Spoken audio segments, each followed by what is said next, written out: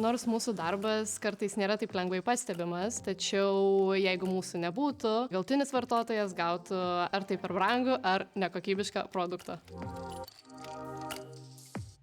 Ši studijų programa ypatinga profesoriais, kurie mums dėsto paskaitas, nes jie sugeba ne tik perteikti mums teorinės žinias, tačiau su kiekviena paskaita įkvėpti mus būti geresniais specialistais. Asmeniškai aš kodėl nusprendžiau studijuoti, nes tai yra papildomos žinios, kurias vėliau būtų galima pritaikyti sudėtingesniem projektam ir automatiškai, jeigu tu nori daugiau ir didesnių ir įdomesnių projektų, tu turi turėti daugiau žinių, ką ir suteikia magistrantūros studijos. Taip pat magistrantūros studijos suteikia galimybę kilti karjeros laiptais. Nors pabaigę bakalaurą mes galime iš karto būti inžinieriais, tačiau jeigu norėtume tapti projektų vadovais arba vyresniaisiais inžinieriais, tam taip pat reikėtų magistrantūros studijų. Šios profesijos atstovų tikrai trūksta rinkoje, todėl įdėjus šiek tiek pastangų ir parodžius iniciatyvą, dauguma durų atsidarys. Didžiausias mitas sudaromas apie šias studijas yra tai, kad mūsų darbas yra laboratorijoje ir mėgintuvėlių kilnojimas ir